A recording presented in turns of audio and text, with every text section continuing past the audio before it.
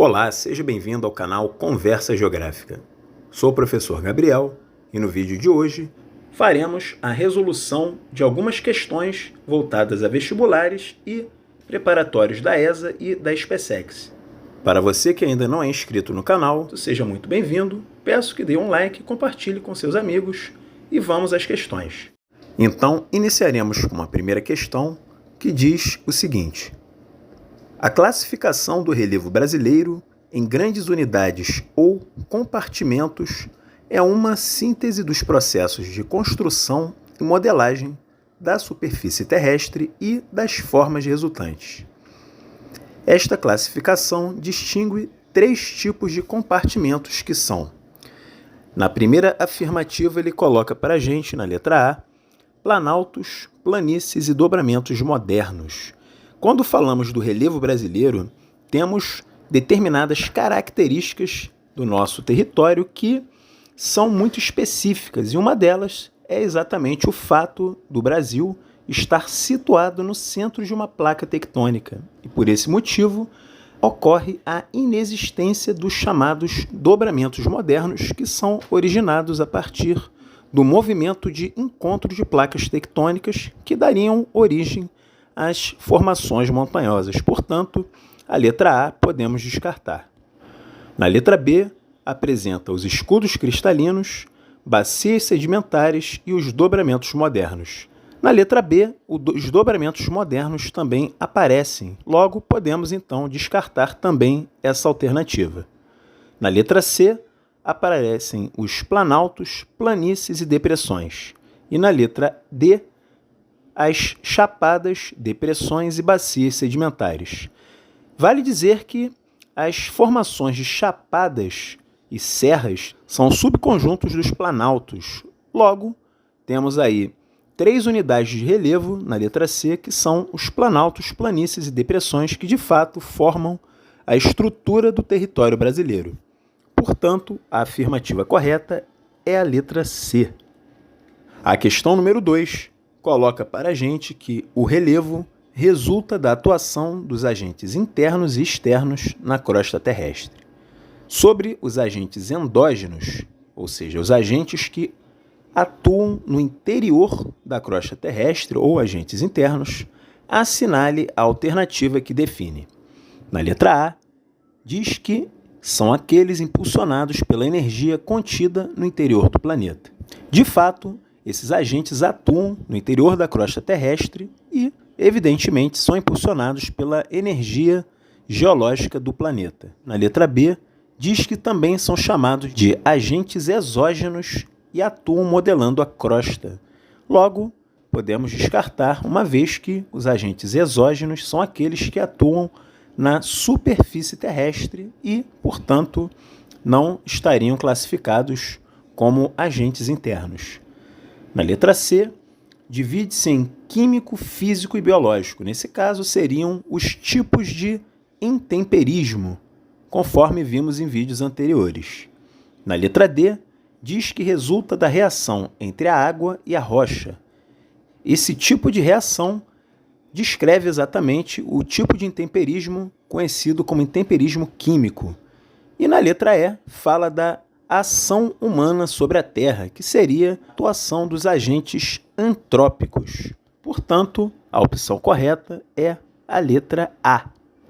Questão número 3, uma questão da SpaceX, que diz o seguinte: um pesquisador fez uma viagem pelo Brasil para verificar no terreno as diferenças de relevo baseando-se na classificação de Jurandir Ross.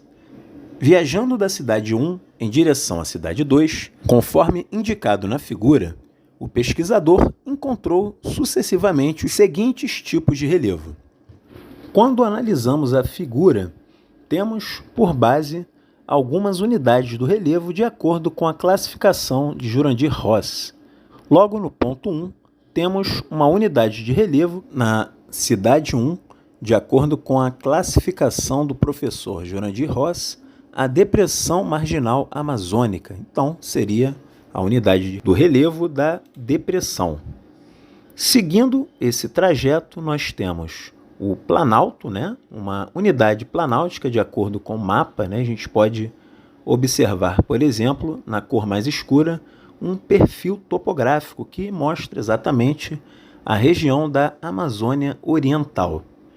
Em seguida, temos aqui a planície amazônica. O traçado passa ainda por uma outra estrutura do relevo, que é novamente o planalto, conforme podemos observar novamente na cor mais escura. São os chamados planaltos residuais sul-amazônicos. E por fim, temos a região da Cidade 2, situada numa zona de depressão. Portanto, a alternativa correta na questão é a letra E. Próxima questão é a questão 4, uma outra questão da ESA, que apresenta o seguinte: uma vez que a estrutura geológica brasileira é muito antiga e o nosso território apresenta em sua superfície bastante desgastada pela erosão, uma das formas do relevo a seguir não existe no Brasil: assinale-a. Assim como vimos na primeira questão, de cara a gente se depara aqui com a cadeia montanhosa, que ela é originada a partir dos chamados dobramentos modernos, tipo de unidade do relevo que de fato não existe no território brasileiro. Então, de cara, marcamos aqui a letra A. Uma questão aí mais para reforçar o que a gente tem observado aí nessas outras questões, que pergunta por qual motivo o Brasil não sofre fortes impactos do tectonismo atualmente. Na letra A, diz que pelo fato de ser predominantemente o relevo do Brasil formado por bacias sedimentares com 64% do território. As bacias sedimentares resultam exatamente da deposição de sedimentos, normalmente de uma região mais alta para uma região mais baixa. Então, as bacias acumulam aqueles resíduos, formando uma camada que vai aprisionar principalmente gases que vão dar origem aos chamados combustíveis fósseis, principalmente o petróleo, que não seria o caso de impedir, por exemplo, os fortes impactos do tectonismo. Então, a letra A a gente pode descartar.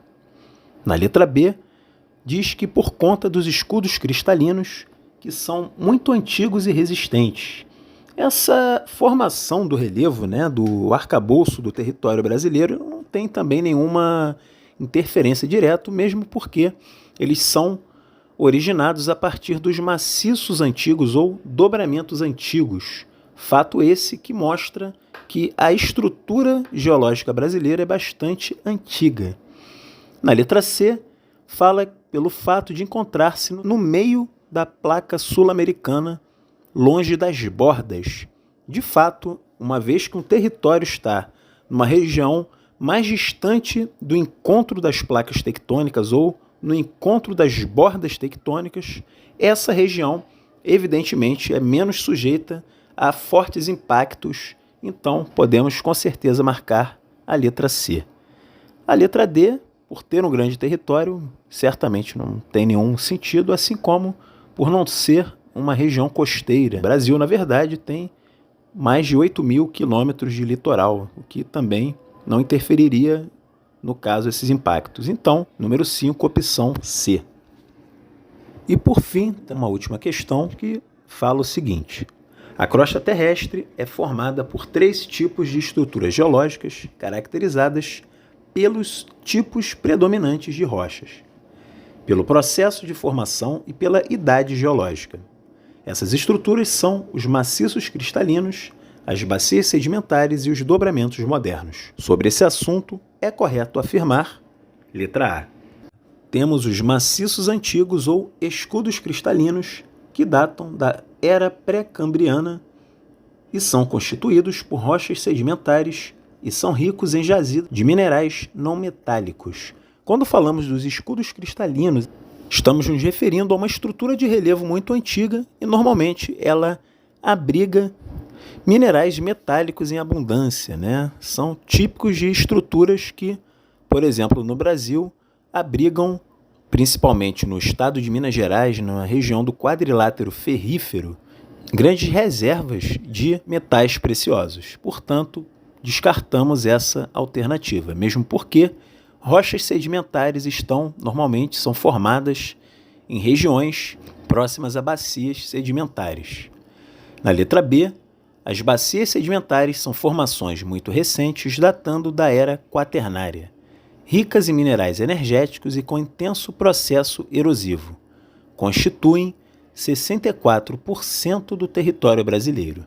Na verdade, o erro da questão está quando ela diz que são formações muito recentes. Na verdade, as bacias sedimentares são formações originadas a partir da era paleozoica e resultam aí normalmente a partir da acumulação de sedimentos. Então, essa afirmativa podemos descartar. Já na letra C, diz que os dobramentos modernos resultantes dos movimentos epirogenéticos são constituídos por rochas magmáticas, datam do período terciário e são ricos em carvão e petróleo, como os Andes, os Alpes e o Himalaia. Normalmente, a formação dos dobramentos modernos, elas são originadas a partir dos movimentos orogenéticos, ou seja, os movimentos de encontro de placas tectônicas. Os movimentos epirogenéticos são movimentos de afastamento. Normalmente não formam os dobramentos modernos, mas principalmente regiões de falhas tectônicas. E também o fato de serem regiões recentes, elas não abrigam uma grande abundância de recursos energéticos. Então, a letra C podemos descartar. Sobra, enfim, a letra D, que diz que as principais reservas petrolíferas e carboníferas do mundo encontram-se nas bacias sedimentares, enquanto as reservas minerais, como ferro, níquel, manganês, ouro, bauxita, entre outras, são encontradas nos maciços cristalinos e os dobramentos modernos constituem áreas de intenso vulcanismo. De fato, a letra D é a que expressa exatamente a afirmativa correta. Então, se você gostou do vídeo, dê um like, inscreva-se no canal. Um grande abraço e até a próxima!